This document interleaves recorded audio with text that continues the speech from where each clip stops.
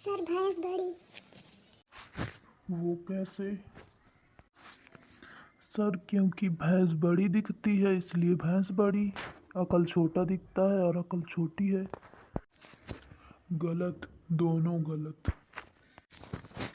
आज मैं तुम लोगों को एक स्टोरी सुनाता हूँ, उसमें समझना अक्ल बड़ी या भैंस बड़ी।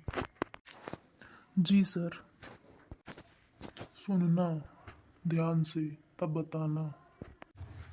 एक गधा मैदान में हरी हरी कोमल कोमल धूप चल रहा था। अचानक जो उसने सिर उठाया तो एक बाघ को अपनी ओर आते देखा।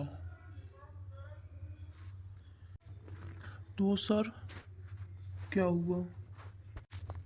गधा समझ गया कि अब प्राण बचाना मुश्किल है और बाघ के सामने से भाग निकलना असंभव है।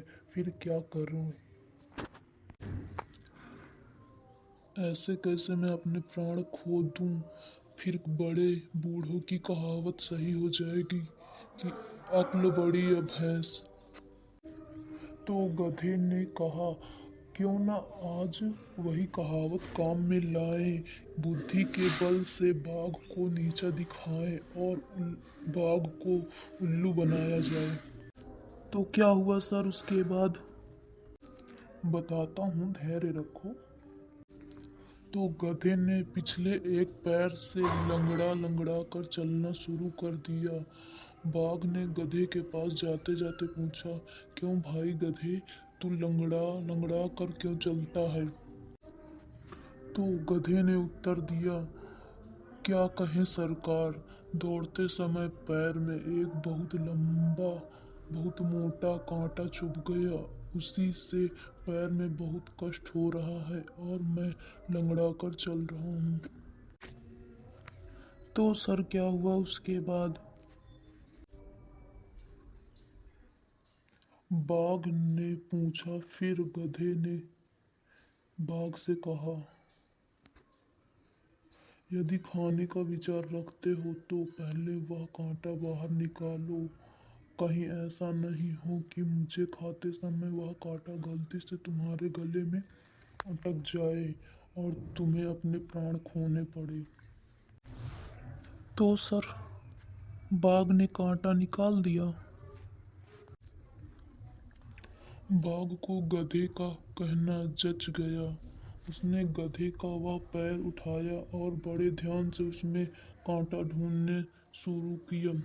गधे ने यह मौका बहुत अच्छा समझा और कसकर दुलती फटकारी तथा हवा के समान तेजी से भाग निकला। जो तड़ाक से दुलती की चोट पड़ी तो बाघ का मुंह टेढ़ा हो गया। उसके सामने वाले दांत झड़ गए और जबड़े खून से भर गए। बस वह लज्जित होकर कह उठा। क्या कहे उठा सर?